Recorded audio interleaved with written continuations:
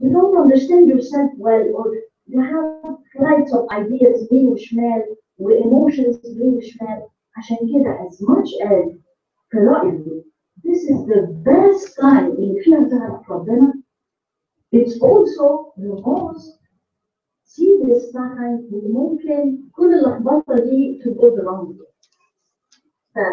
I would love that the teenagers would be proud إن هم عايشين الفترة دي لحد ال20 وبعد ال20، لأن دي فترة الواحد فيها كل حاجة بتكبر وتتفتح الدنيا قدامنا. من الخصائص بتاع المرحلة دي يبقى في نوع من الفضول curiosity. أعرف حاجات كتير، لأن أنا كل ما أتكلم يا عم أنت صغير، يا عم أنت لسه ما تفهمش، يلا بتقول الكلام ده which is wrong. We should never even say لحد صغير. بس إحنا كده بنحب ندلع أولادنا يعني. Sometimes we use this kind of term. بتبتدي تخش فيهم الكيوريوزيتي، أنت عايز تعرف اللي ما تعرفوش. بتبتدي تخش في حاجة اسمها concrete thinking. يعني إيه؟ يعني بص أنا عايزك when you discuss something with me I want facts. اديني facts. I'm not flexible. I want to understand. يبتدي يخش مرحلة الارجيومنت.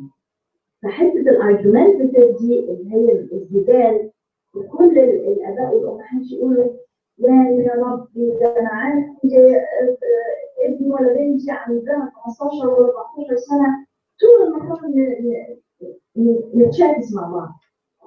بتبقى مرحلة ليه؟ وعشان ايه؟ ما اخدش حاجة لازم تشرح لي ليه. فدي برضه من خصائص المرحلة. أنا لا بقول وحشة ولا بقول حلوة، أنا بقول ده خصائص المرحلة. Is the characteristics of the adolescent. بتبقى very sensitive. رغم إن البعض يقول هو ده بيحس، هي دي بتحس، ده مش أنا أزعق فيها وأقول لها قدام أوضتك ولا لم هدومك and keep your home. ولا بتحس. Actually no. You are very sensitive. I know that, but what happens is you're having a mind of your own. You want to do what you want to do. فلما بيجي لك orders وضب انا مش عايزه هي قلتي ولا قلت الكلام ده اصلا سمعته من عيالي فمش جديد عليا يعني. But you know we don't live alone in this world. فإلى حد ما يعني ده كمان موضوع مش سامعين يعني we don't live alone, so we need to live in harmony. الحاجات المهمة قوي إن you are looking for your identity. You feel like a grown up now. أنا مش لسه عيل. I'm a mature person. So you want to find your identity and you want to be accepted. دي برضه من الحاجات اللي ممكن it could put some people in trouble. من الحاجات اللي انتم شايفينها before the last one is that sometimes we have rebellions. طب انت عايزاني اوضب القطه مش موضب القطه، عايزاني اغسل مواعين، طب انا مش هغسل. امال هم جابوا ليه ديش واشر عشان تقولي لي اغسلي مواعين؟ طب الديش واشر. We always rebellious. We want to do something different than the norm. Again, I'm not saying good or bad. I'm saying the characteristics of this period of adolescence. All that, as much as we say you're optimistic, you have a sense of humor, but حط الحاجات دي كلها على بعض you are at risk. عشان كده احنا we want to discuss one of the aspects of the risk. نشوف the next slide which is drug abuse in adolescence. Next slide. What is addiction? Addiction ببساطة is that you do something repeatedly and you know that it's wrong and you know that it brings problems to you, but you still do it and you want to do it.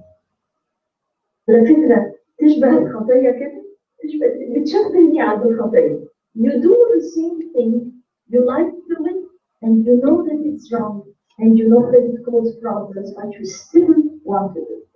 Next slide, please. Another types of addiction.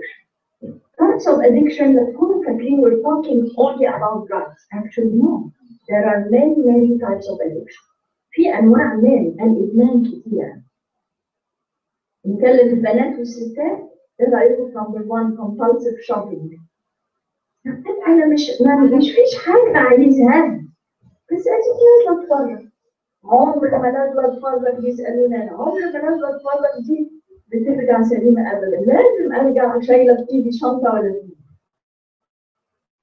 بس طبعا دي حاجة بسيطة. في ناس they do have compulsive shopping to the point that they shop left and right وما بيستعملوش الحاجة. It is just the addiction of buying. في work addiction. الحقيقة أنا ما شفتش ناس كتير عندها work addiction.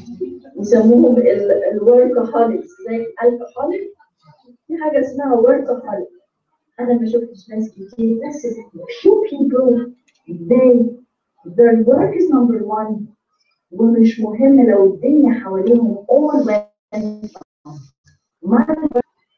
The internet addiction.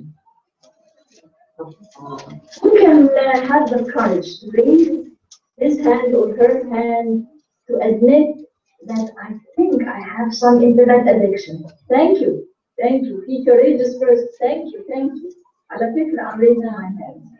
لأنه كلنا even as parents forget about adolescents. Even as parents الإنترنت دلوقتي بقى تسلية. It's something that راجعة من الشغل تعبانة أقعد على الكرسي وافتح الفيسبوك وافتح الحق والضلال وافتح المصري اليوم and so on. All these kind of websites that all what it brings me to tell you the truth, bad news. I never felt happy after watching all these. كلنا عندنا a little bit of internet addiction. But some people, even if it's causing problems to them, they still watch. تبقى أم وعندها بيبي صغير والبيبي needs her attention وهي قاعدة تلعب على الإنترنت and not giving the real attention to the baby. يبقى student وعنده مذاكرة مهمة وامتحانات and studying while the Facebook and is open in front of him. يبقى الكتاب على اليمين والفيسبوك على الشمال. That's the perfect way of studying. Of course not. So this tells us that sometimes I cannot just shut it down. And I feel even the phone, there's even this texting addiction. دي عندنا محاضرة. Some people was found to have more than 100 texts a day. 100? يا ربي, it's like how many every hour, how many texts. So يبقى في المدرسة بيجيله, يبقى في هو بيذاكر بيجيله. So it is all over and you have to also pay attention to it. Then sex addiction.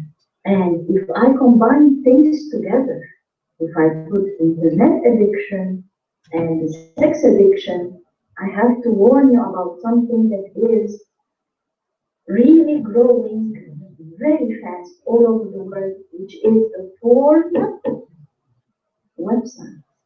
ودي ما فيهاش هزار.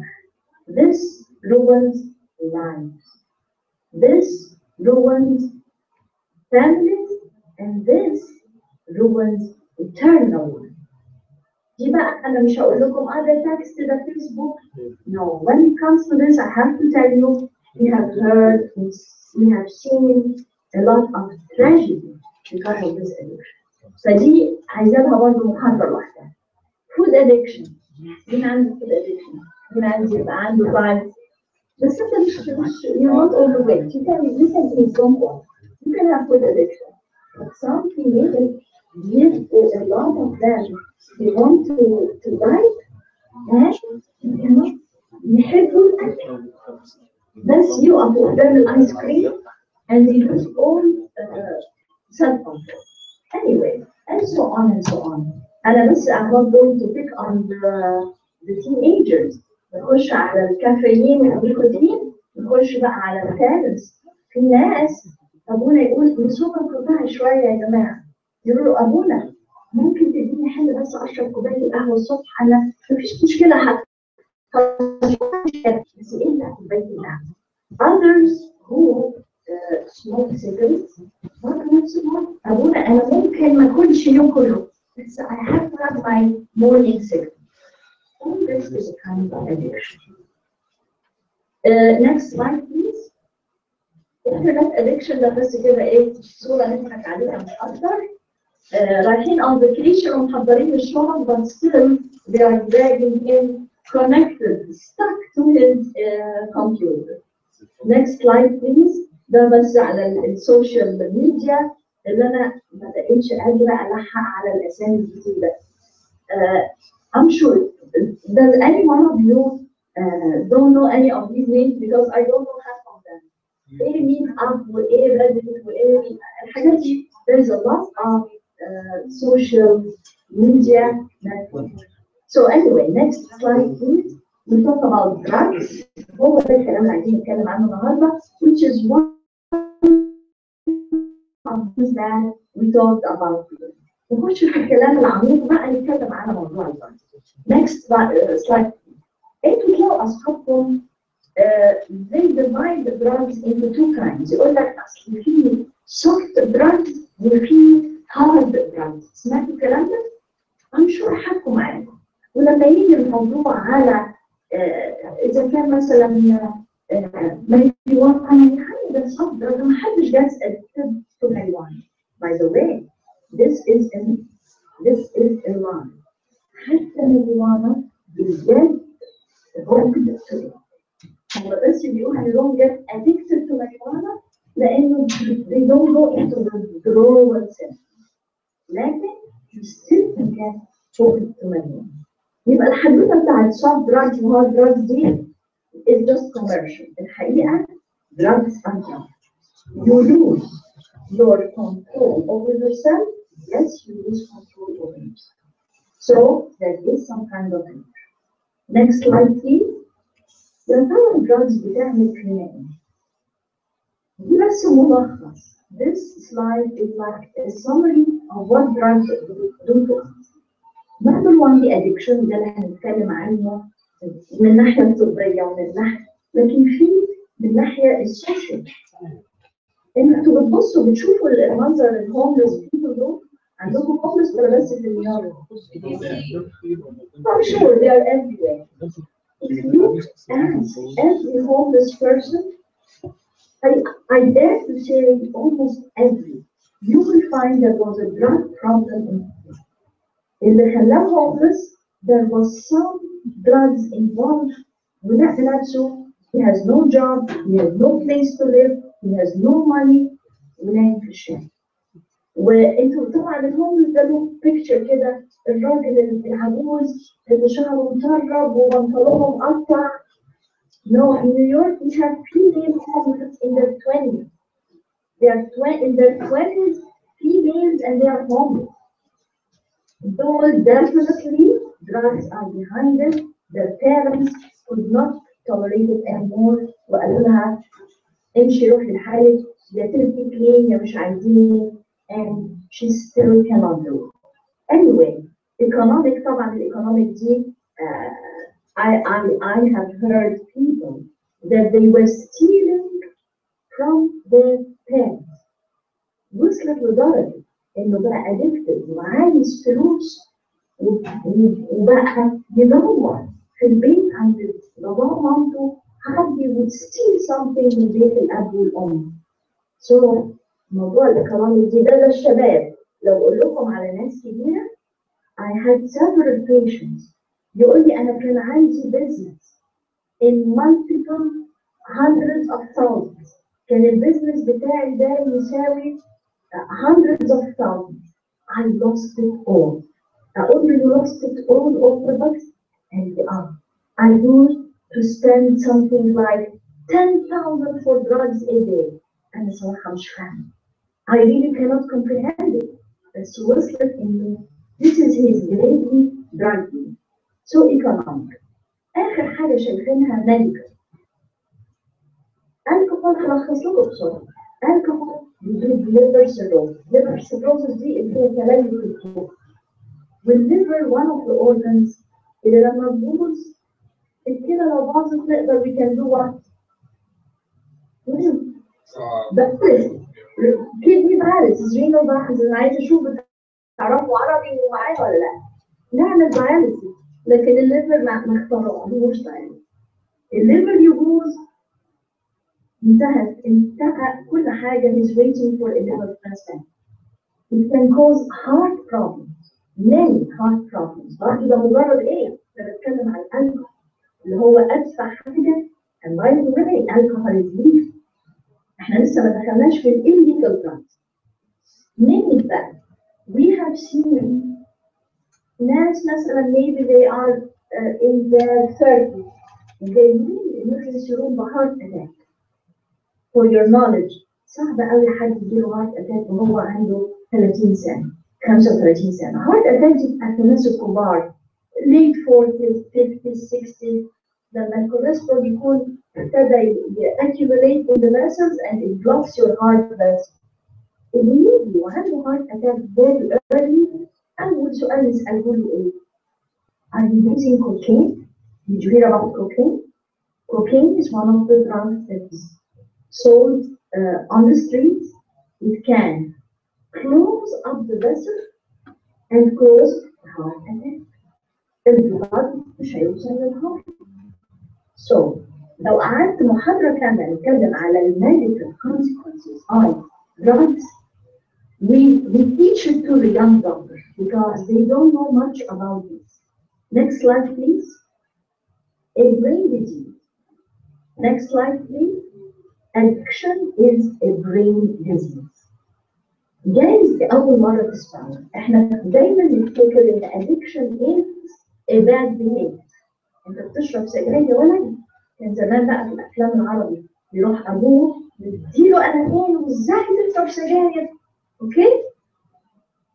لكن احنا محتاجين ندرس اكتر the scientific background of these drugs عشان نعرف that it's not only a bad habit. It is a bad habit. بس وراها a big problem. It is a brain disease. Next slide. ايه موضوع البرين disease؟ تحبوا تعرفوا عشان يمكن تقدموا projects ولا تقدموا any kind of talk كده في المدرسة. أنا عايزاكم تكونوا a kind of light to the world. إحنا كمسيحيين لازم نكون نور للعالم. لازم تحضروا. أنا واثقة إن المدرسات في المدرسة أو المدرس they prepare something about drugs. الشباب عندي في الكنيسة قالوا and they made a lot of talks or projects about drugs.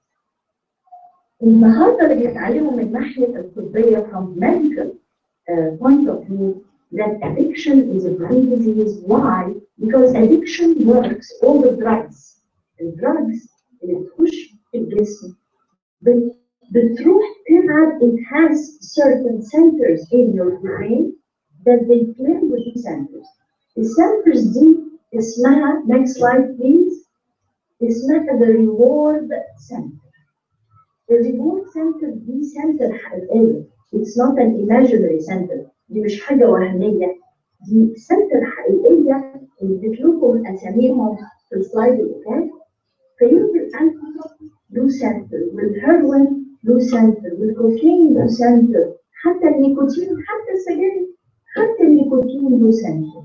ففي centers في البرين but the whole are in the same area اللي هم اسمها the reward center. And when I say reward center, I mean when I use it, I get some reward from this. مين فيكم بيحب الشوكولاتة؟ All of us, of course. Believe it or not, when you eat something that you like, it plays with the reward center. مين فيكم ما يحبش ده I praise you؟ ده يا سلام ده أنا التيشيرت بتاعك ده جميل. على فكرة تسريحة شعرك دي عجباني قوي. Don't you feel good when I say this? Of course. The praise plays with the reward center. The reward center is not bad. God created the reward center فينا so that when we do something and we get a reward ننبسط ونعملها تاني وتاني. اوكي؟ لأن ربنا ما بيخلقش حاجة وحشة. Unfortunately الإنسان اللي بيدخل جوه حياته جوه جسده the wrong doing. فإحنا as human beings هبتدي آخد drugs، تبتدي الدراجز تلعب بالريورد سنتر. I love it. أول ما استعمل دراجز أنبسط قوي، أبقى عايزة أستعملها تاني تاني. So it starts with curiosity، وإحنا قلنا إن curiosity is one of the characteristics, and then it ends to become an addiction. Because you abuse your reward center. أنت استعملت الريورد سنتر بتاعك بطريقة غلط، أصبحت hooked, attached to this drug or whatever made you happy and made you elate. Next slide, please. نحط 3 slides in a row. قدامكم إيه اللي قدامكم؟ أشوف السلايد طلعت ولا لا؟ إيه اللي قدامكم؟ مرتين كمان أو بس. A carrot and an ice cream, right? Okay. طيب أنا عايزة كده الفولنتير يقول لي لو أنا قدمت لك كارت وقدمت لك الآيس كريم ده هتختار إيه؟ كلكم ده أنا قلت بقى الفولنتير كلكم بقى واحد. أوكي. هنختار الآيس كريم. That is true. ليه؟ مع إن الكارت it's more healthy, it's less calories, it's better. أنا أقعد أقول شعر في الكاروت الصبح برضه هتاخدوا الآيس كريم. ليه؟ Because the ice cream is more rewarding. It's delicious. It makes you tasty, so it feeds into the reward center. أنا بجيب لكم المثل ده عشان تعرفوا إيه حكاية الريورد سنتر دي وإزاي if I give in to my reward center, trust me, we will all go the wrong way. We will go all take the ice cream, even if I am bad. Even when I have a disease, will ice cream I get away? Because it is very powerful. Playing with my reward center, I will take the ice cream. Okay, let's go to the next slide. السؤال اللي قدامنا دلوقتي بيقول do adolescents react differently than adults in substance abuse؟ اشمعنى انا نازله اتكلم عن الادوليسنس يعني لو جاني راجل كبير عنده 30 سنه واديت له برايس زي الادوليسنس، ايه رايكم؟ It's the same. الاثنين بيشتغلوا على الريورد سنتر. You're absolutely right. أنا بقى عايزة أشرح لكم why it is not the same. Let's go to the next slide. The next slide بيقول لنا basic science tells us that the adolescent brain are still developing. Next slide please. دي MRI. سمعتوا عن الMRI طبعا. الMRI ده تيست بنعمله. عملوا MRI للbrains of different ages من age 5 ل age 20. شايفين في different in the color؟ شايفين في different. الcolor ابتدى يغمق towards the age 20 صح؟ It's just an illustrated thing. This is not the MRI by لا دي رسم. عايزين نوصل بيها إن الجراي ماتر هو اللون الجرين. What does the gray matter in the brain represent? الجراي ماتر in the brain اللي فيه هيشتغل في المجال الطبي أو حتى from general knowledge. The gray matter in the brain is where the comprehension اللي فيه الفهم والعقل والماتوريتي اللي فيه النضج اللي فيه ما بقيناش immature ابتدينا عندنا مخ صح؟ انتوا عارفين لما بيبقى فيه عيل صغير بنقول له انت ما عندكش مخ ونعمل له كده صح؟ ايه الموضوع ده؟ حد عارف الموضوع ده؟ هقول لكم انا الموضوع ده لما تدوني next slide. next slide بتورينا في حته فوق كده طبعا مش قادره اشاور عليها بس الحته اللي فوق دي هي اللي توازي المكان اللي انا بشاور عليه لما بقول للعيل انت ما عندكش مخ This is what we call the frontal area. الفرونتال area في المنطقة دي من البرين بتاعنا هي المنطقة بتاعت الكومبريهنشن، المنطقة بتاعت كل الماثيماتكس اللي بتعمليها الماث بتاعك بعمله هنا، كل الويزدم هنا. So كل الماتيور كايند اوف اكشنز بتاعت الناس الكبار بتبقى في الفرونتال اريا. وعلى فكره الفرونتال اريا دي اللي بقول ما عندكش نقطه، الفرونتال اريا دي هي اللي بتدينا كنترول اوفر ذا ريورد سنتر. عارفين الدايره اللي في نفس الصوره الناحيه الثانيه؟ الدايره اللي تحت دي بتاعت الريورد سنتر. وعلى فكره الريورد سنتر ده بنعتبره the primitive area of the brain. عارفين primitive يعني ايه؟ primitive يعني بدائي. يعني sorry to use this kind of comparison. حتى الانيمالز عندهم الريورد area. لو ما عندهمش ريورد area مش ممكن هيسيب نفسه ما ياكلش لحد ما يموت. لا عايزاه ياكل عشان يكبر ونسبته Thanksgiving التركي يبقى حلو كده. So I need to say the reward center is where the primitive, the instincts, all the basic needs of life كلها في primitive area. لو أنا لما أكبر I do not control this primitive area بالfrontal area اللي فيها كل الwisdom والjudgment والself control. سامحوني هنبقى زي الأنيمال بنتحرك بالغريزة. ليه؟ لأن احنا بنتحرك بس بالريورد اريا. ياكل ينبسط، ياكل تاني ينبسط، يعطش يروح يشرب and so on. ربنا خلق في الإنسان الهاير باور اللي موجودة في الجراي ماتر، اللي موجودة في الفرونتال اريا، اللي بتعمل كنترول على البريمتيف اريا. لازمتها ايه الحدوته الطويله اللي انا بقولها دي؟ The only reason I'm bringing it up to tell you ان it is more serious to start using drugs in young age لأنه بيكون البرين not mature enough. And when the brain is not mature enough يبقى يتحرك الإنسان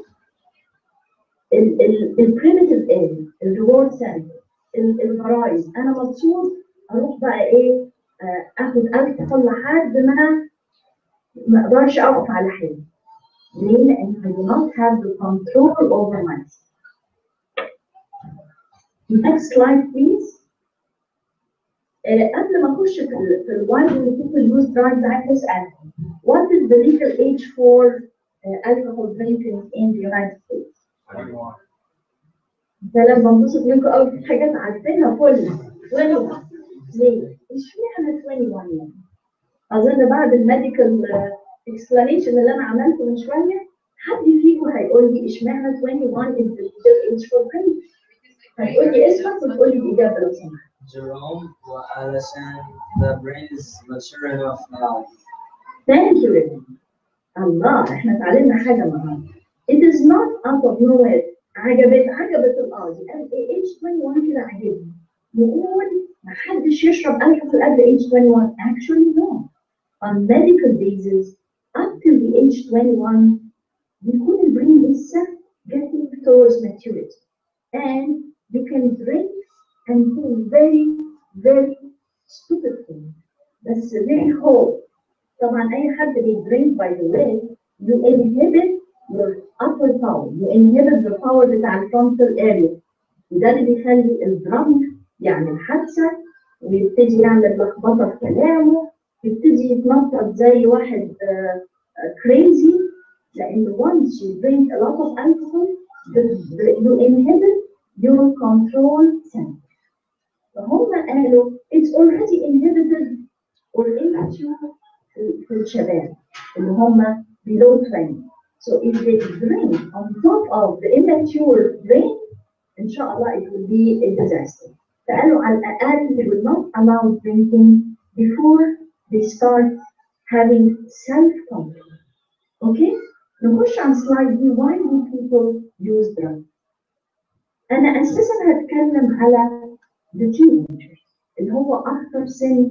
Once people use drugs in this age, it is very hard to quit. And this age is the age of schooling, is the age of, improving in your life. هتدمر كل حاجة في حياتك. So why؟ ليه بيستعملوا drugs؟ أول حاجة ساعات you get incorrect information. أول incorrect information أنا لسه قايلها لكم من شوية يقول لك there are soft drugs and there are hard drugs. الماريجوانا ده يا حبيبي soft drug. الماريجوانا ده مش هيعمل addiction. الماريجوانا ده بس كده يعني تبقى متضايق ولا أو عايز تذاكر يديك كده دفعة للمذاكرة and so on. بتضل يدولك أصحابك wrong information. دي أول حاجة. تاني حاجة it could be the opposite that you want to fit. على فكرة in the United States I saw it a lot. أحيان كتير إحنا ولادنا متربيين في الكنيسة ومؤدبين وحلوين يروح المدرسة يلاقي everybody is misbehaving and they call them cool. مع إن he's misbehaving وكل الناس تقول عليه he's a cool guy. مش عارفة why cool. This is the way the society looks at people. فساعات أنا أبقى بلد شماس حلو بس أروح مدرسة مش عارفة أعمل أصحاب. أصل أنا مش كول. أنا مش بهزر هزار بايخ زيهم. I don't use foul language. أنا rejected. فألاقي نفسي because I want to get closer to them أعمل زيهم. شوية شوية ابتدي بالهزار البايخ بتاعهم بالفاول لانجوج زيهم وشوية شوية ألاقيهم برضه بيوز دراجز وأنا I want to fit in. شايفين الاثنين نمرة 3 دي fit in. ما أنا عايزة أبقى زيهم. هبتدي أقلدهم في كل حاجة. هتبتدي بالهزار وهتنتهي maybe with using drugs. وجايز مش هعمل كده. هفضل ولد مؤدب ومحترم. But somebody will come and tell me, "Oh, you're still a baby?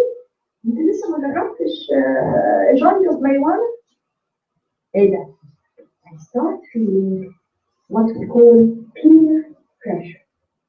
وطبعًا ما حدش يقول لي you did not go to peer pressure. كلنا نجد. نشكر ربنا إن وجودنا في الكنيسة دي أولين. وجودك حوالين أصحابك اللي زيك who live the same life that you live gives you the power to stand in front of peer pressure. بقية الحاجات اللي هقولها لكم it's not in our community. بس أنا شفتها في قصص كتير من اللي سمعتها من الناس اللي أدمان. الناس كتير بيبقى عندهم stress in the life. He had a catastrophe in his life for any reason. So because he was very stressed out, ابتدى يشرب a lot of alcohol or starts يجيله صاحب يقول لا انت شكلك تعبان قوي خد البستل you will feel much better. يبتدي صاحب يقعد عليه حبتين ويلاقي نفسه اتحسن. يبتدي feel better يقول اديني تاني اديني تاني. Before he knows you're completely addicted to this. فأحيانا كتير بيبقى الستريس أو الأنجر أو some social problems. Next slide please. Family problem. أتمنى برضه دي ما تكونش عندك. بس let me put this in front of you. الشباب اللي قدامي you are the future parents. عشان كده قبل ما أكلم البارنتس بكلمهم. أنا شفت a lot of cases. They went to drugs because they never had a good life in the house. Either the parents were fighting. هو كل نفسه وكل البيت وبقى يروح يقعد عند أصحابه أكثر ما يقعد في البيت. طبعًا انتهى الأمر إنه عمره ما هيتعلم من صاحبه اللي زيه حاجة كويسة. أحيان كتير بتلاقي إنه the parents ودي برضه أشكر ربنا مش في المجتمعات بتاعتنا. كنت أسأل أي شاب جاي بيستعمل drugs أقول له who in the family is using drugs؟ مين في العيلة بتستعمل؟ يقول لي أنا فتحت عليا my mother was an alcoholic, my father was shooting drugs in front of my eyes. فبتستنوا ايه من واحد فتح عينيه لقى drugs around him inside the house. أنا بقول لكم that sometimes we have to pay attention إن اللي إحنا بنعمله ممكن ينعكس على أولادنا بصورة very negative. معلش المرة دي بقى أنا هقولها بالكامل. وجود أبونا أنا بس لو الخمر حرام حد يجاوبني الخمر حرام is it insane to drink alcohol؟ أنا سامعة ريمو قلت؟ زيرو أنا زيرو بغض النظر عن الاسم. اوكي خلاص انا مش الحته دي عارفين كوميونيتي. انا قصدي السؤال كلمه حرام ان الخمر حرام. This is something that we اتعلمناها from our Muslim neighbors and brothers and Muslim countries. لان المسلمين عندهم الخمر حرام والفور حرام.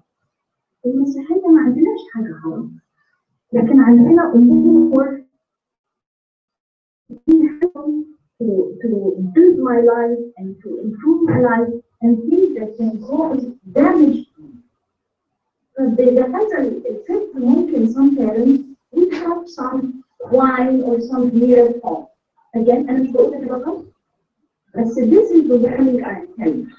What I'm telling you is the young children يكبروا في البيت يشوف يفتح الثلاجة يلاقي كام علبة بير ولا إزازة واين. الأمريكا على فكرة يعني زي الأمريكا يعني مش مخمرة ولا حاجة يعني.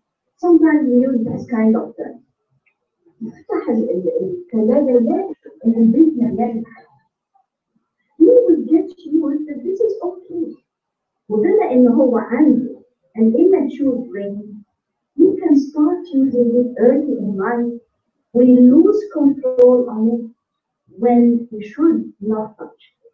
By law, legally, he should not touch it.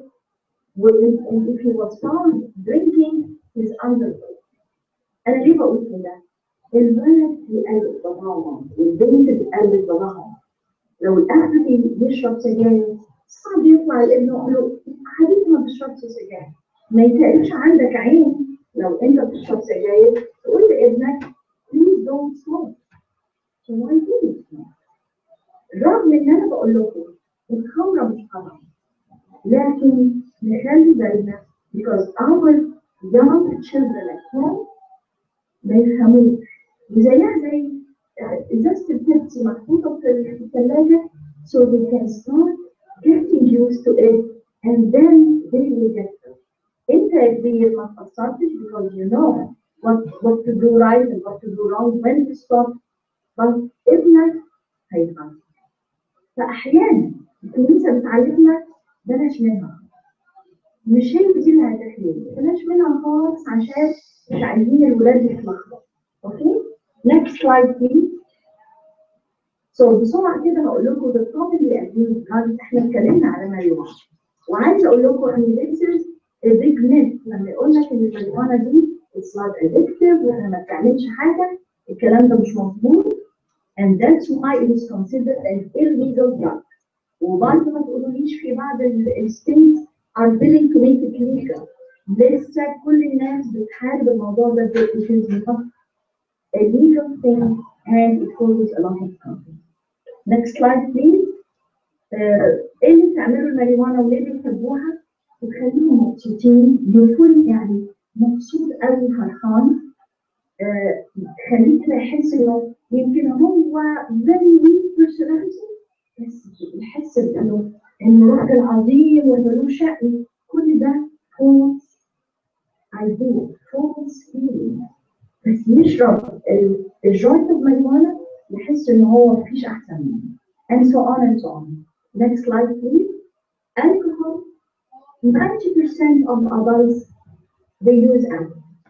we just this kind of social alcohol. أنا مش عايزاكم judge everybody تروحوا رestaurant تلاقي حد بيشرب can of beer ولا don't judge them and say they are alcoholic. No, it's a legal kind of substance. That's I have to tell you it is legal. اللي ما بياخدش باله the love of alcohol could really cause a lot of problems in their life.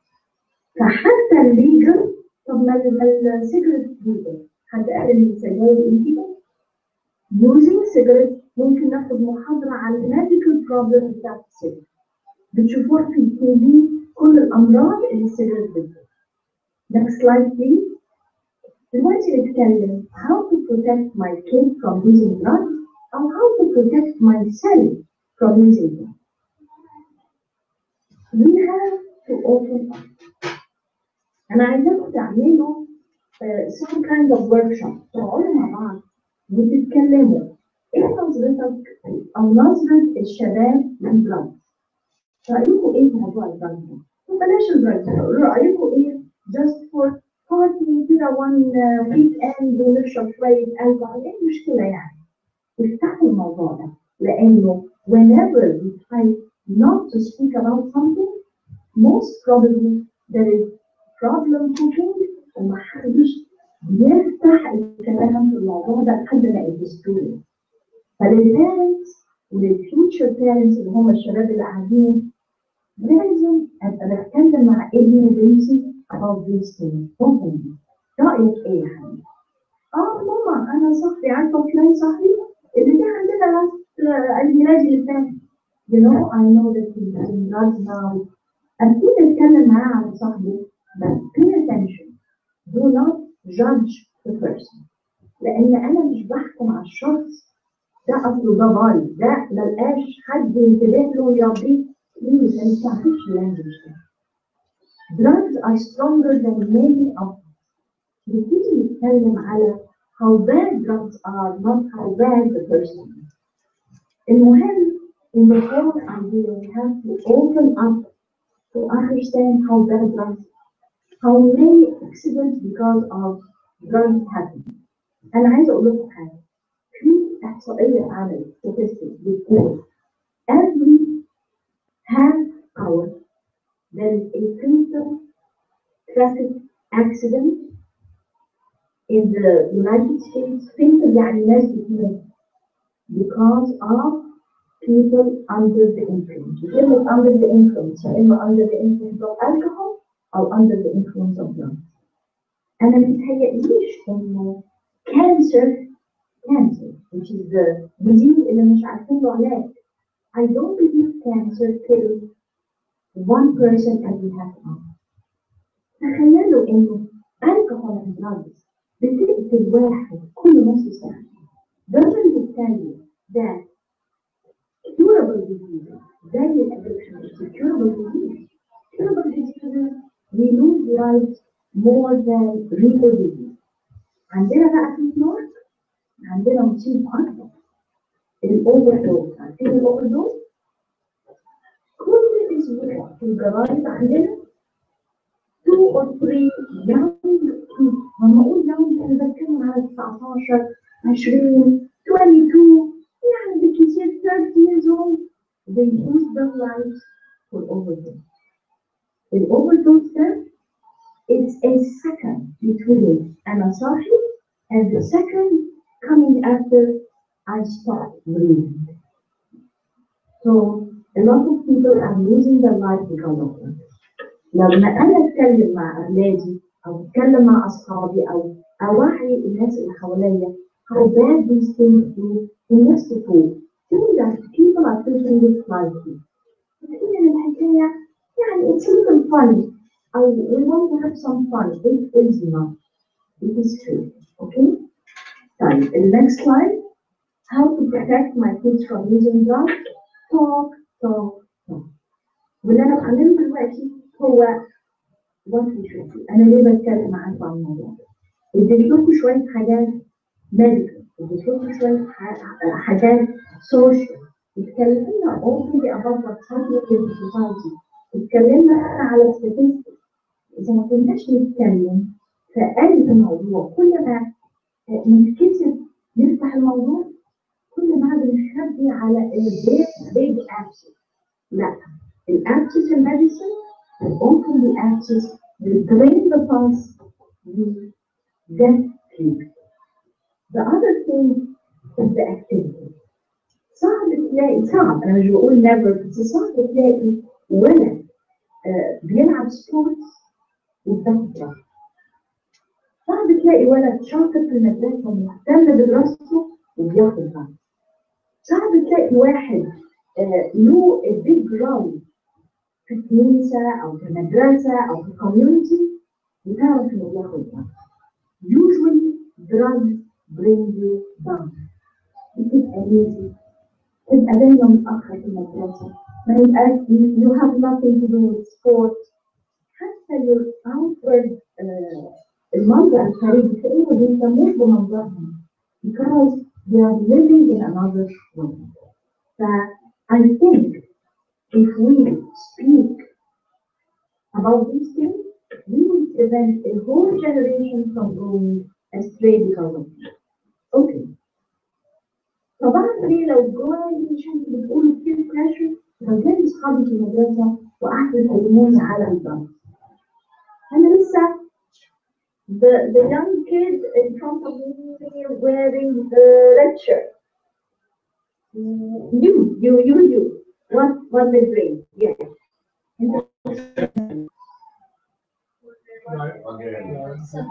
Seventh grade. Okay. In 7th grade, which is the little school, in 7th grade, I didn't ask. When I asked you, did you hear about people in your class or in your school that have been talking about drugs? Never?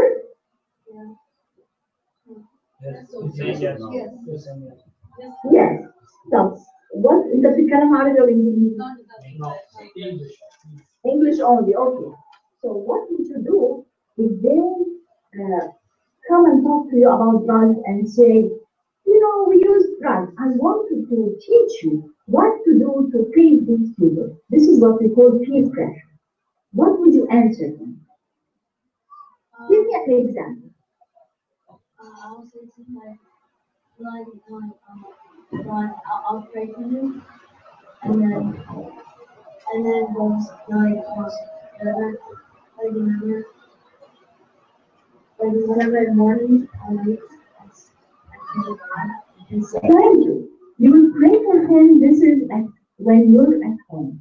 But in school, whenever somebody tries to talk to you about drugs, I want you to be brave enough to tell them drugs kill.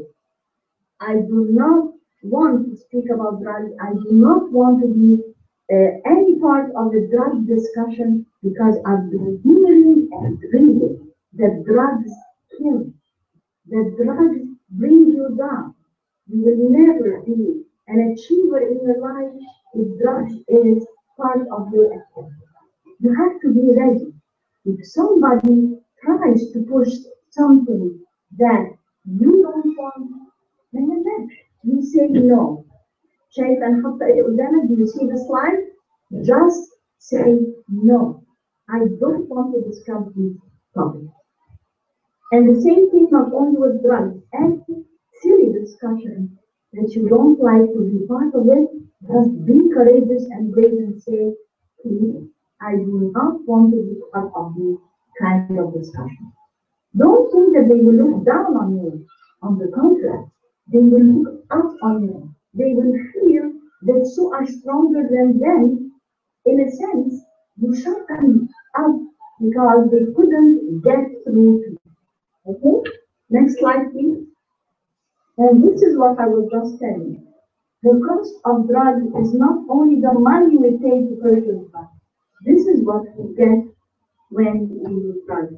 معلش, it's like a little graphic شوية, but this is true. Next slide, please. Skip this slide, next one. Now, some people will tell you, why do some people become addicted while others do not?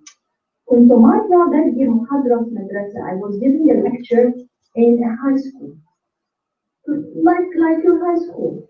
So a lot of people went in, and I was talking about drugs and it's no good and how it hurts. And I got them two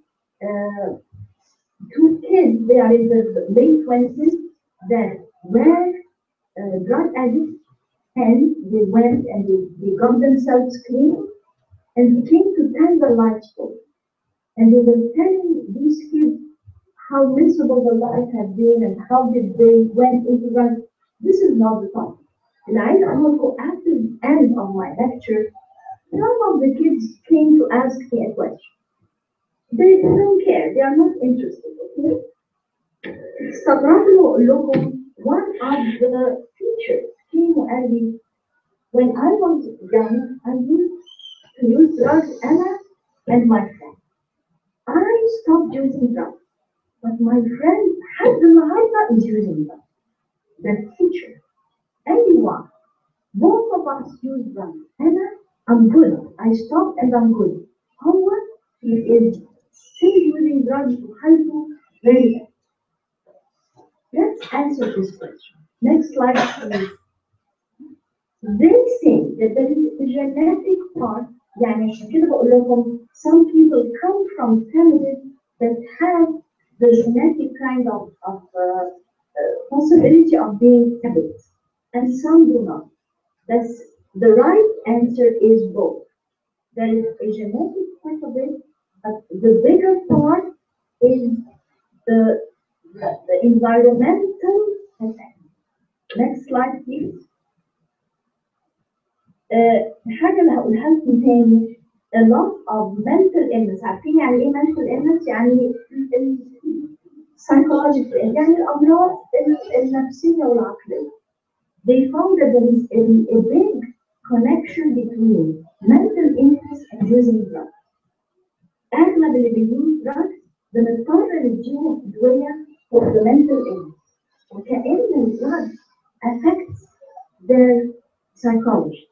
And that's psychiatric emotions and behavior.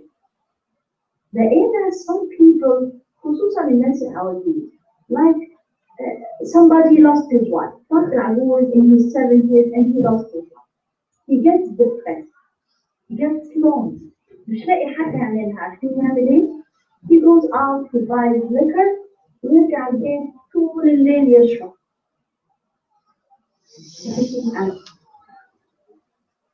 الشخص ده he is not an alcoholic.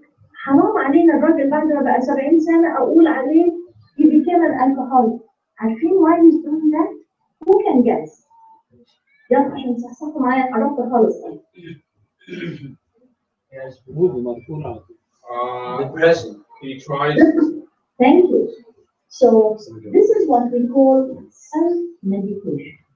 Sometimes people, especially with alcohol, بيكون عندهم depression and nobody diagnosed them. So he is treating his depression by drinking. Because alcohol makes you happy.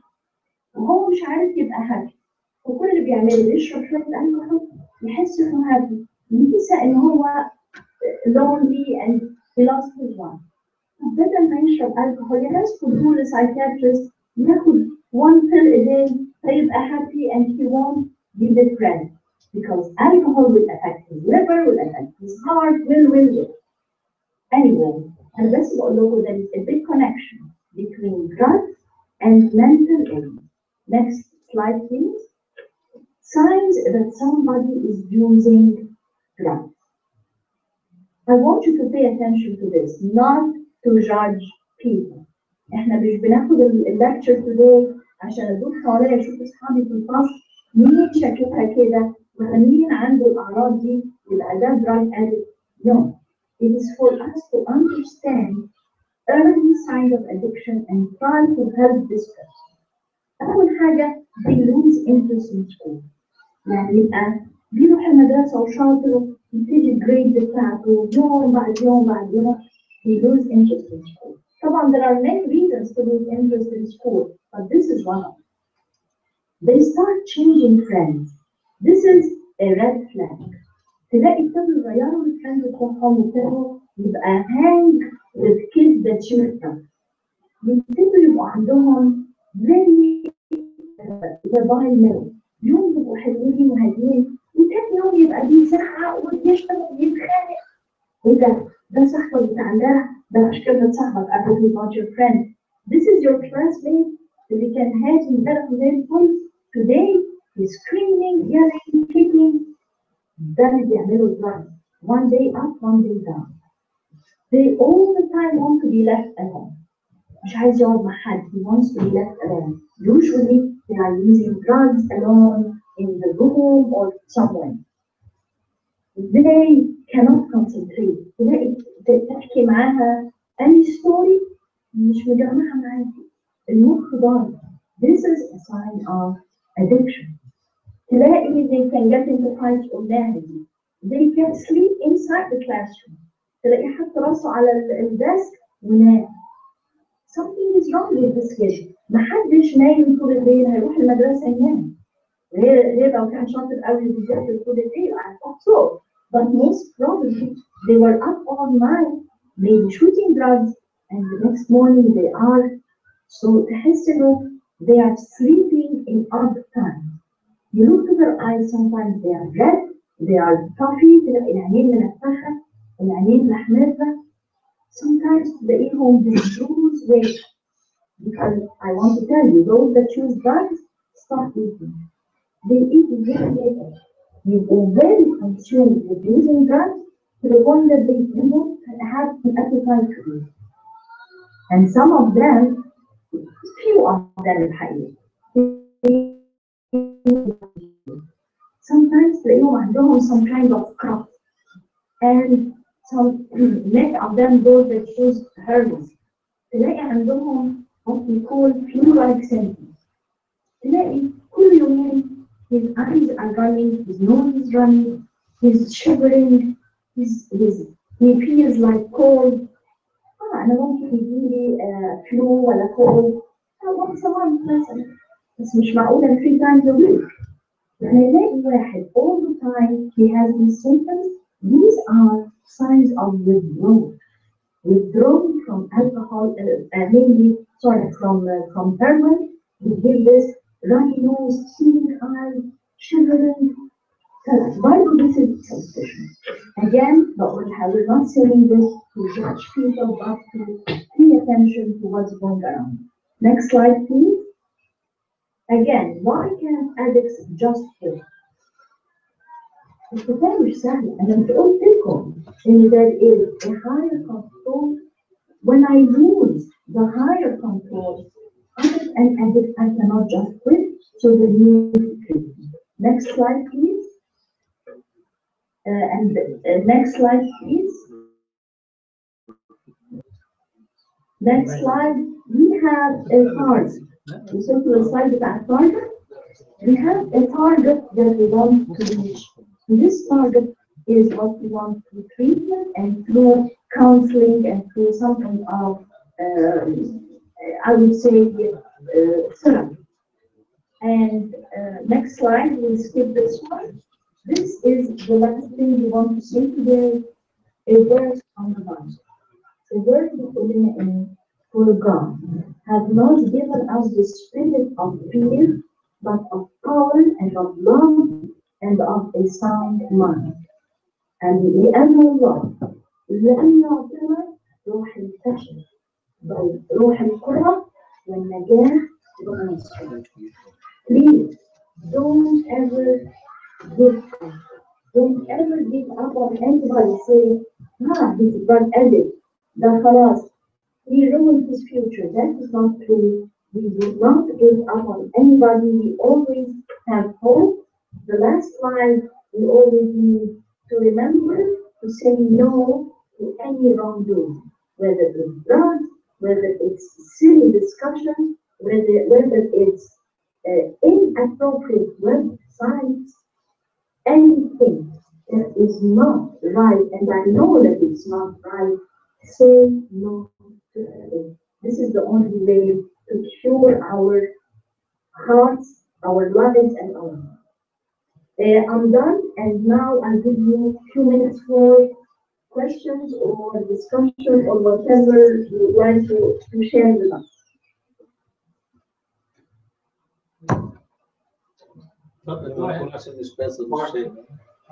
Is it a problem to know like a person who might be a drug dealer? Like, would you advise being away from him and not knowing him, and just like in a way, you think he's one of the bad people, or would you advise getting close to him, but then you might be influenced by him? Like, what's your advice in that matter? If you can hear me now. Okay. How old are you? 16, almost 17. 16, almost 17. My answer to you depends on the age and the experience in life. Okay? If I am in your place and I know about a friend and I'm close to my late 50s, okay? And I have experience in addiction, I may try to get closer to this person that is a drug dealer and try to advise him. But as for you, I would say no, no, no. I have to give you an explanation to my answer. أنا ممكن أتكلم معاه and I make friends with this person and I try to influence him and I try to bring him back to the good lifestyle and not you. Because most probably you feel that you are strong and you can influence him. But along the road, I personally am not sure how much of gray matter, actually gray matter, in your brain, how much experience in your life will give you the ability to influence this person. If you know a drug dealer at this age, he is very dangerous. A drug dealer is somebody that learns how to find his way without being caught. Okay? That's why I'm telling you, he is very dangerous. What happens, عشان بس I don't make you feel that you may know somebody that is like a criminal. What happens is, دي عندنا في نيويورك وفي تونس حاجة تحزن. They recruit young kids and they hook them to drugs. Okay? So now I like drugs because they hook me to drugs. Do you have money? I don't have money. Oh, خلاص يا حبيبي, go for it. كل اللي تعمله take this and give it to this person. وأنا هديك الدراجز بتاعتك ببلاش. You got my point? They are recruiting a little kid who became hooked to drugs. They made him a drug dealer. Although he has nothing to do with drug dealing, there is a kid. But he is paying for his free drugs by selling drugs to us. So without knowing, وأنا بقول لكم إن دي لأنها في الكنيسة. One of the young youth to take care of his own addiction, he became a drug. And the same question we got there.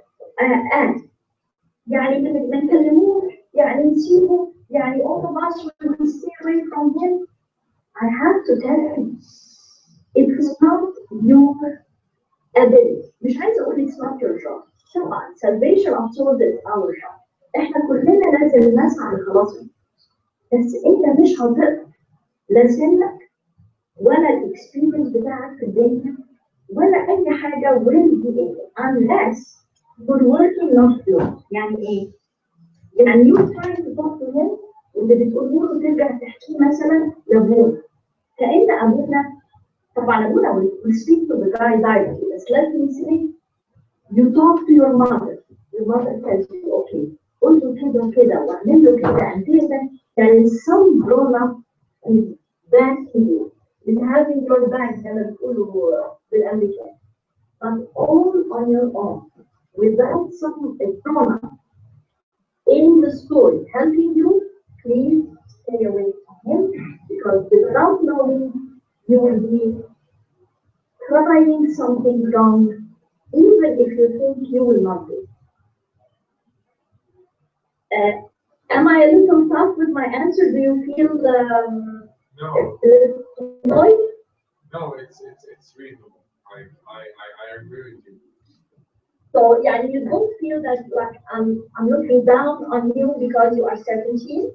No, No, no, I am not. Alhamdulillah, I'm afraid to offend you. Yeah.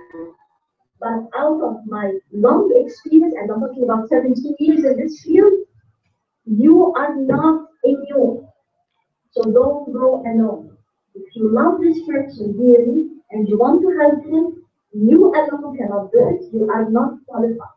Find another person more qualified, or get somebody to back you up and use you as the target to help this.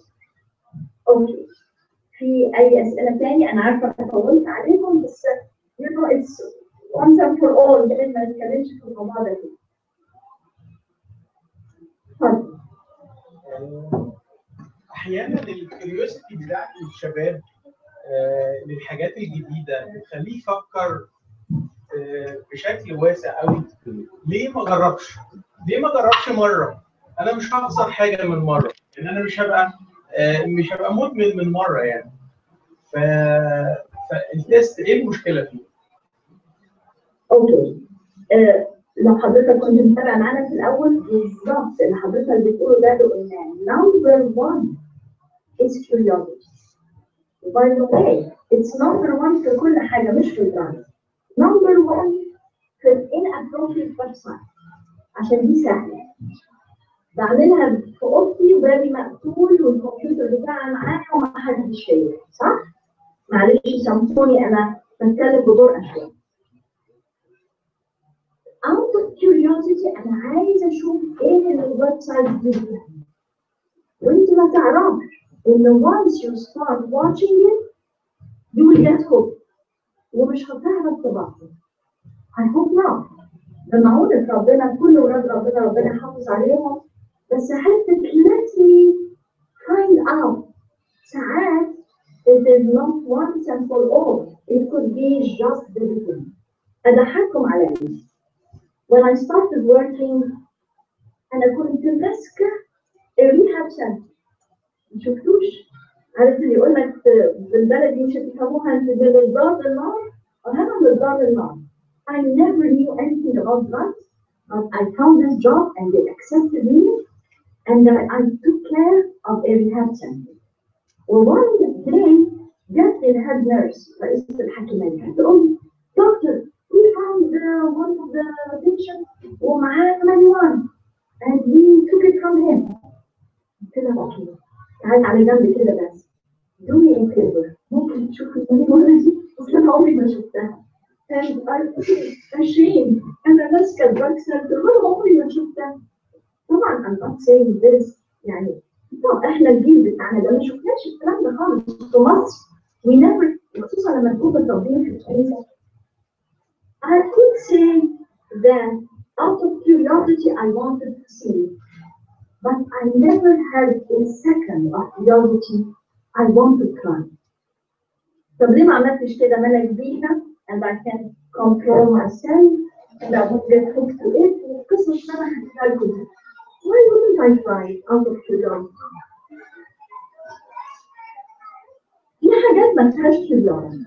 Certain things no. أنا مش عشان عايز أعرف حاجة. If I bring you a nice bottle, okay?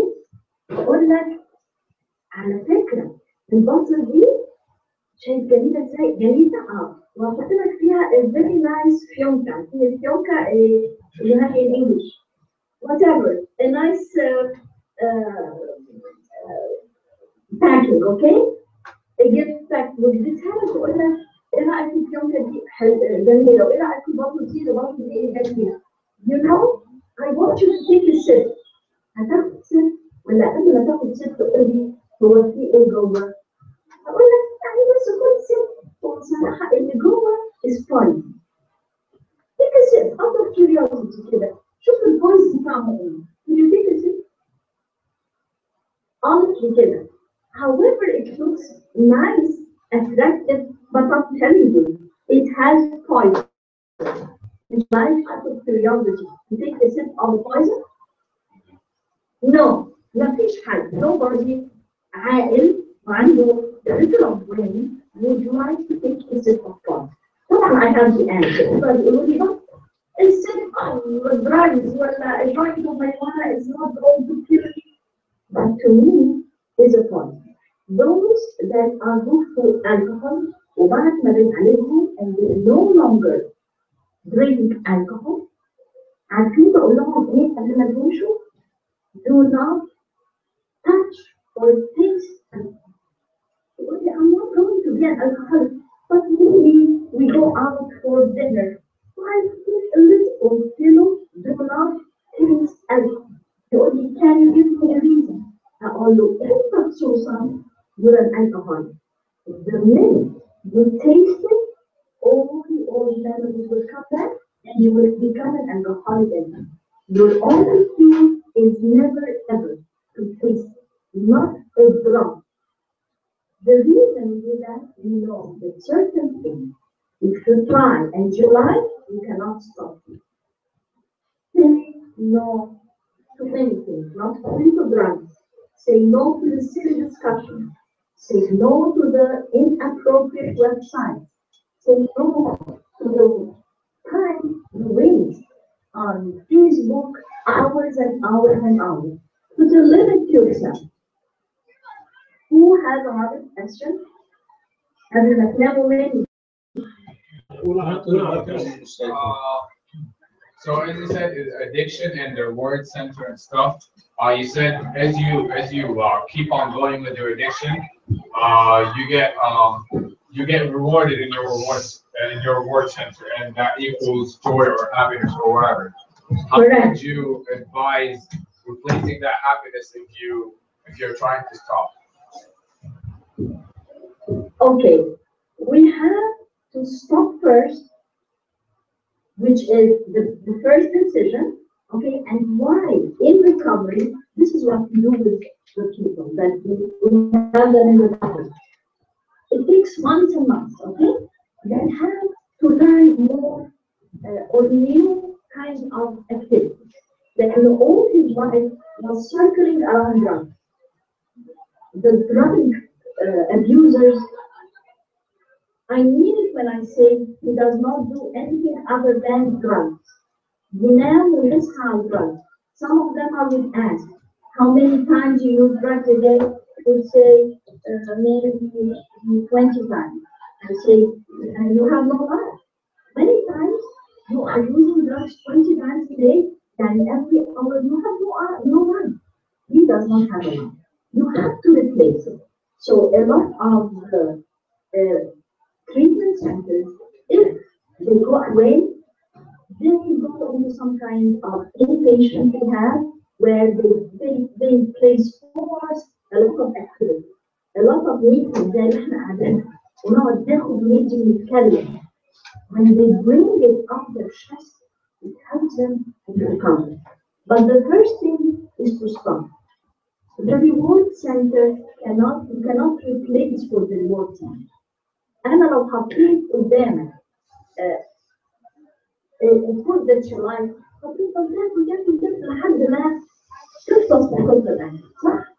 You cannot satisfy the reward center. So don't replace something with something. Treatment, you have to be in the hands of professionals. They will treat you with the right medicine, and then they will attach you with the right program that will bring you the good inside. Because every one of us has good inside us, but it's hidden. We need to bring it up. Anyway, I hope you enjoyed this kind of topic. It's a little strange topic, but I do believe that we need to understand it. Parents before youth, the parents to watch the youth and to support them and to encourage them and to help them, and the youth to be the light for the world. Okay? Thank you. Thank you. Thank you so much.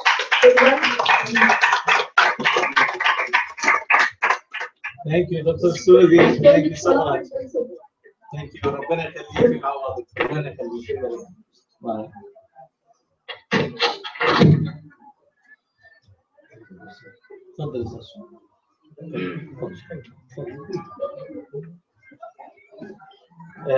متهيألي كانت محاضرة جميلة مش كده؟ مغذية. في حاجات جديدة عرفتوها ولا كله كنتوا عارفينه؟ نشكر ربنا أنا شفت يعني في مواهب. بس في حاجات المفروض مش منشن الشاشه من ضمن الحاجات اللي هي جدا، وكمان في جوه الكاب سيرب اللي هو في الروحه يعني دي كمان حاجه. كان في مصر حاجة اسمها بنسموها بي ال اللي هي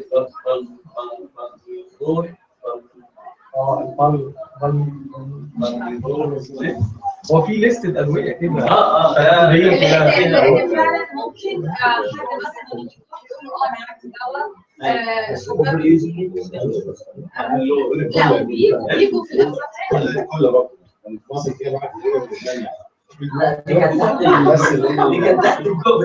على فكرة هو فعلا في حاجة بيسموها إدمان السولفنت. خلينا نسمع بعض. خلينا نسمع بعض. في حد بيتكلم السولفنت زي البنزين، بيشموا البنزين، ساعات بيشموا الغاز، هو الغاز بتاع البوتاجاز، غاز الولاعة. أنا شفت يوتيوب عن ولد صغير بيقول أدمن إنه يشم الكاوتش الجديد. وصوروه يوتيوب كده وبيقولوا يحب قوي الكاوتش الجديد ويقعد يشمه كاوتش العربيات الجديده. ده قلت في حاجه في الكبريت. شطه الكبريت. شطه الكبريت بعد يعني حاجات كده كربون بتخش في المخ على طول برضه. طيب اتفضل. سوري بس دلوقتي نشكر ربنا تعالى. طيب هي احنا يعني قلنا من 7 ل 9 فاضل لنا 10 دقايق. هو بس بنعمة ربنا نشكر ربنا كلكم زي الفل وحلوين، لكن ان انا ما بقاش مدمن ولا هيدخلني السماء ولا ما يدخلنيش السماء. انما ايه اللي يدخلني السماء؟ ريليتد بالموضوع ده يعني ان ربنا قال انتم هيكل الله وروح الله يسكن كونتينوس، يسكن فيكم.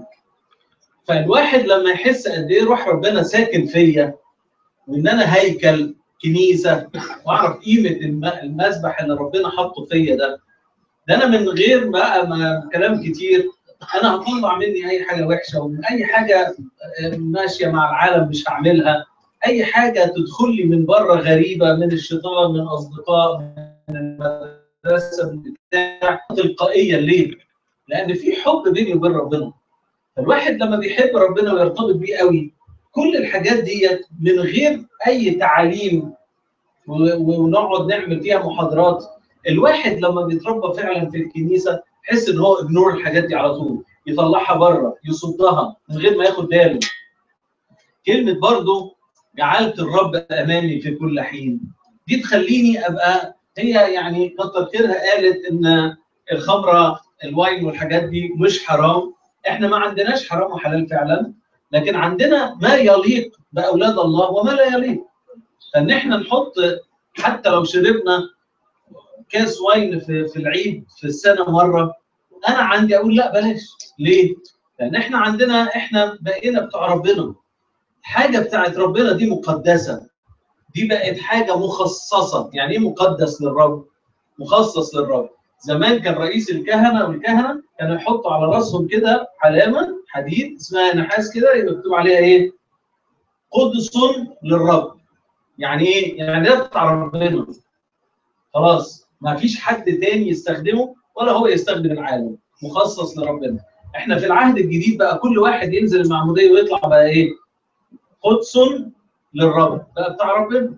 فبتاع ربنا وهيكل ربنا وربنا واقف قدامي على طول، ولا عايز حاجه من العالم. حد يقول لي ديت هتدي لك نشوه، دي هتدي لك روقان بال، دي هتخليك تذاكر زياده، دي هتخليك اكثر نشاطا في عقلك، كل ده ما يستهونيش، ما ياخدنيش، لان عندي لذه اخرى بعملها مع ربنا، في حياه ثانيه انا شغال فيها بعيد عن كده. الانسان الناجح عامة ناجح في دراسته وناجح في صحته وناجح، أساس النجاح بيبقى ناجح مع ربنا. بيبقى ناجح مع ربنا. العلاقة مع ربنا لما بتبقى قوية الواحد بيبقى ناجح في كل المجالات بعد كده. ما يجيش ما يخطرش في باله انه ممكن يخش في مشكلة إدمان دي. مستحيل، لأنه إنسان ناجح مع ربنا. فأظن إن العلاقة مع ربنا لو كانت قوية ومتينة، أنا شايف إنه لو العالم كله ضدك يا أثناسيوس أنا ضد العالم. مفيش حاجة تقدر تخترق حواجز محبة ربنا اللي في قلبي تخش جوايا. نعم جيل رفعي ده. حكاية أول معجزة. طب لما ربنا زمان كان يعرف إن الخمر لا يليق بأخلاقنا، ليه عمل؟ الخمر اللي كان موجود في عرس قانا الجليل دوت ما كانش خمر مسكر.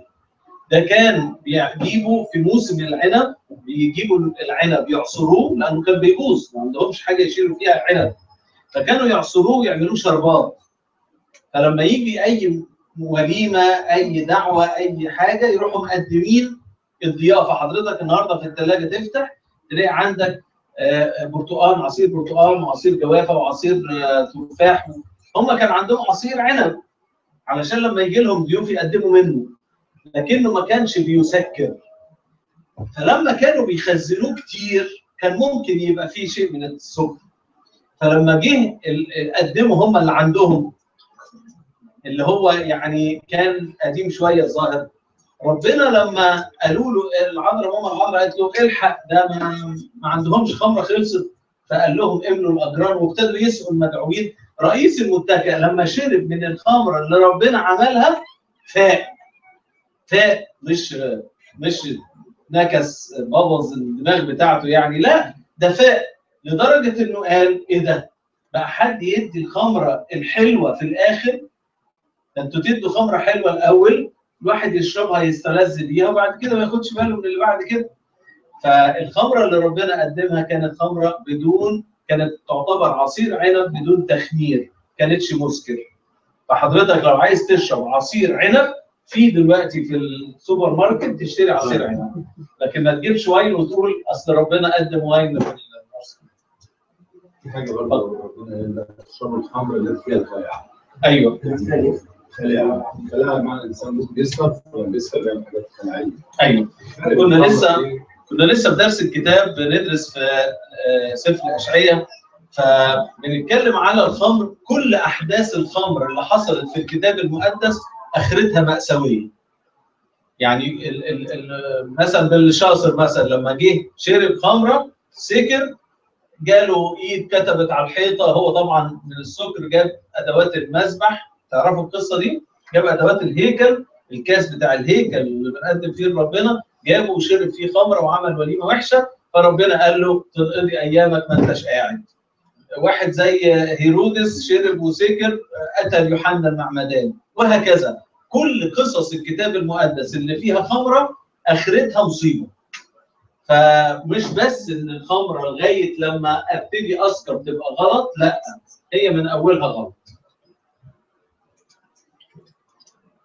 قول حاجه صغيره. اتفضل. لا هو ممكن بس يعني من الحاجات المسببات اللي قالت عليها دكتور سوزي، عايز اضيف عليها حاجه تاني، وهي الكسل والراحه والفراغ. الكومباينيشن ده مع بعض كده ده منتهى الخطوره، لاني دايما لما بيتوجد في حد كسلان وقاعد مرحرح وفاضي لازم هتخش له خطيه بشكل او باخر. فكان دايما الرهبان القديسين الكبار يعملوا ايه؟ دايما يتعبوا جسدهم جدا ويشغلوه. حتى احنا كلنا بنشوف في الاديره مثلا يعني دايما الراهب بيشتغل وقت طويل، حتى مش يحتاج الفلوس زي زمان، بس هو برضه الراهب عنده شغل. يجوا يعملوا مثلا التسبيحه بالليل، مفيش حاجه اسمها يعمل تسبيحه في ساعه ويروح ينام بقيه الليل. لا، ده بيعمل الخدمه الاولى بعد كده يروح ينام ساعتين يصحى الخدمه الثانيه وهكذا. ما بيديش فرصه لجسده ان هو يرحرح، لان دايما الجسد يشتهي ضد الروح والروح تشتهي ضد الجسد. فوانس ان الجسد ريح فبيبقى بيشد الركبه بتاعته. وانس ان الجسد بقى بيشتغل ومشغول في اي اكتيفيتي، في رياضه، في قرايه، في مذاكره، في اي حاجه، فبيبتدي يتحرك للناحيه الثانيه. الروح هي اللي بتسمو فيه اكتر ما الجسد هو ده. ده مظبوط. ونشكر ربنا بقى من الحاجات اللي مش بتتعب الجسد لكن بتخلي الجسد يتحد شويه هو الصوم. الصوم يوم ايه؟ الجمعه الجايه ان شاء الله. الاربع والجمعه ده على مدار السنه طبعا عدد 50، لكن من الجمعه الجايه يعني انا فرحان قوي ان الناس لما بتعرف ان الجمعه خلاص الصوم بينبسطوا ويفرحوا. فالصوم ده من الحاجات المهمه جدا، ولما بنتعود عليه من صغرنا بيبقى حاجه يعني فعلا بنغذي الروح، خصوصا لما الصوم يبقى مشترك معاه بقى الصلاه والقداسات لما اجي بدري، والاستعداد للتناول والتوبه والاعتراف. كل دوت بيخلي الواحد ماسك في ربنا جامد، يقوي الروح، الجسد يخف، تطلع الروح بالجسد لفوق، الواحد يبقى انسان سماوي. اول ما الجسد اكله واشربه واهنيه وارحرحه واديله الراحه والكسل والروح ما تتغذاش، يبقى انسان مادي، انسان على الارض ملوش حاجه بيتغذى بيها روحيا. ما ينفعش نعمل جهد يعني ناكل وبرضه طبعا حضرتك في سن لسه بتبني جسمك، عشان كده لما تيجي قبل اعترافك يقول لك صوم انقطاعي، مش هيقول لك صوم انقطاعي للغروب 5، يقول لك لا خليها لللانش الاولاني مثلا 12 مثلا. ليه؟ رفقا بيك، لان انت لسه بتبني جسمك. لما يجي يقول لك لما تاكل هتلاقي مامتك بتعمل لك مشروم، بتعمل لك طبيخ برضه رز وحاجات صيامي. ليه؟ لان انت محتاج نشويات وسكريات وبتبني جسمك لسه. يمكن الكبار هم اللي بيستغنوا عن الحاجات دي. اما ميخائيل سمعت له حاجه بيقول، اما ميخائيل بيقول لواحد، بيقول له على فكره الانسان بعد سن ال40 مش محتاج ياكل، انما هي بقت عاده. يعني الواحد لو القليل اللي يقدر يديله باور كده ويمشي بيه خلاص. فاحنا الادمان بالنسبه لنا معلومات، نخلي بالنا من نفسنا ومن الاخرين على قد ما نقدر. لو شفنا حد نوصله لابونا، نوصله لاهله، نوصله نصلي من اجله. يعني لو قدرنا ندي كلمه نصيحه بس زي ما قالت، يعني مفيش داعي ان احنا نبقى متداخلين معاهم قوي. من دلوقتي واحنا ما نعرفش حد، يا ريت يبقى في صلواتنا نزود كده، نصلي من اجل الناس اللي وقعوا في الادمان ومش عارفين يطلعوا منه، في كل انواع الادمان، ربنا ينجيهم. واراجع نفسي انا بقى، هل انا عندي ادمان؟ عندي ادمان سناب شات، عندي ادمان مش عارف ايه، اقعد اتفرج على افلام، يجي رمضان عندي ادمان مسلسلات رمضان مثلا. اقعد كده افكر، هو في بالنسبه لي انا عندي ادمان من حاجه معينه يمينه، ولا انا يعني نشكر ربنا الادمان بكل المحاور بتاعته انا بعيد عنه. يلا بقى يجي بقى ونبدا، يا اما ياخد الكونتاكت بتاع الدكتوره سوسي يكلمها بيرسونال ويكلمها وياخد الخبره، يا اما يجي ونقعد نتكلم مع بعض، ناخد تدريب روحيه وناخد تدريب جسديه ونشغل وقتنا ونقعد نعمل استبدال. لازم اعمل ابدال واحلال، اطلع الحاجه الوحشه واحط حاجه حلوه. انا قاعد ماسك الموبايل ومش قادر اسيبه، خلاص لو سمحت افتح تفسير الكتاب، لو سمحت افتح مواضيع علميه، لو سمحت افتح، بدل ما تقعد تتفرج على الفيس وانت بتقلب تجي لك الغلط على الصح، على الحلو على الوحش، على الصور البايظه على الصور الكويسه. لا، افتح حاجه كويسه، طلع لك عظات، اكتب موضوع شغلك. انا موضوع الخوف عندي اليومين دولت كده مش عارف بقيت خايف. اكتب كده الخوف، هتلاقي 100 عظه عن الخوف و100 ايه عن لا تخف و100. اقعد عيش مع ربنا وخليك سالك كسلوك الابن الروحي، وانت هتلاقي كل الحاجه الغلط اتمسحت. الانسان عباره عن خزنه او عن سي دي روم كده، يقعد يخزن فيه يطلع اللي احطه هو اللي هيطلع لي. حط حاجه كويسه واشغل الدرايف بحاجه كويسه، مش هتلاقي حاجه وحشه اصلا. مش هتلاقي مكان للحاجه الوحشه. اتفضلي. في دلوقتي احنا اتكلمنا عن نوع الإدمان الوحش. في أي نوع إدمان حلو زي إدمان مثلا قراية مثلا كتاب مقدس، أو إدمان وقت مع ربنا. احنا عشان بنتكلم عن الإدمان الوحش نتكلم عن في نوع إدمان حلو. هي يمكن بس عشان كلمه ادمان بقت تتحط في حاجه وحشه، لكن احنا بنسميها بقى لذه العشره مع ربنا. بنسميها مثلا العمق مع ربنا، التلذذ بكلمته، تلذذ التسبيح. في ناس عاشقين للتسبيح يقعدوا كده، وفي ناس عاشقين للقديسين مثلا عندهم ادمان، بس بلاش كلمه ادمان، بس عندهم ادمان في ايه؟ كان العذراء حلت العذراء المحرق، كان التدشين بتاع المذبح بتاعها يوم الاربعاء او الخميس اللي فات، راح عاملين تمجيد للعذراء. يوم الخميس ولا الجمعه كان مش عارف بكره في ايه، عنده هوس كده بالقديسين، كل ما يجي قديس يطلع له المديحه بتاعته يعمل له تمجيد. ده جميل جميل. داوود النبي يمكن كان عنده ادمان مع ربنا، يعني لما يقول يا الله الهي ليك وبكر، وبعد شويه يقول في الغداء اقدم ما قدرني، وبعدين يقول في نص الليل اقوم اسبحك، وبعدين قبل الفجر ده عنده، وبعدين يقول طول النهار تلاوتي. ده كان عنده ادمان بالمسيح بربنا، بحياته مع ربنا. فطبعا يا ريت احنا يبقى عندنا الاتجاه ده، بس مش هنسميه ادمان، لكن هنسميه تلذذ العشره مع ربنا مثلا. حلو قوي، نقطه جميله، برافو عليك. حلو. طيب حد يصلي لنا. اتفضل. مين فولنتير؟ بسم الله والابن والروح القدس الاله.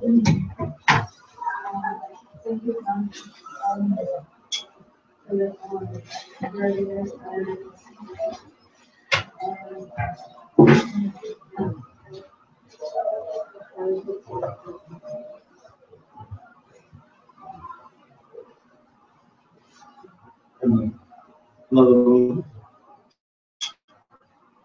ناجي. اتفضل.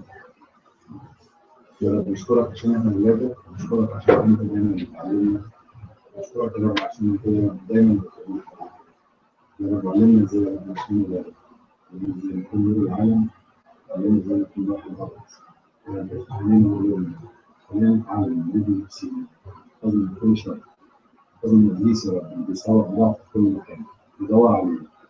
خلينا نكون فكرة ما نعرفش الفخ بتاعنا، سواء في البنيان أو أي حاجة ممكن تبقى معانا. لو نستلف حياتنا، نستلف البيوت، نستلف إخواتنا، نستلف حبيبنا. شفاعة أمنا مع مريم الشهيدة من قبل المؤمنين عن المستحقين Our Father who art in heaven, hallowed be thy name, thy kingdom come, thy will be done.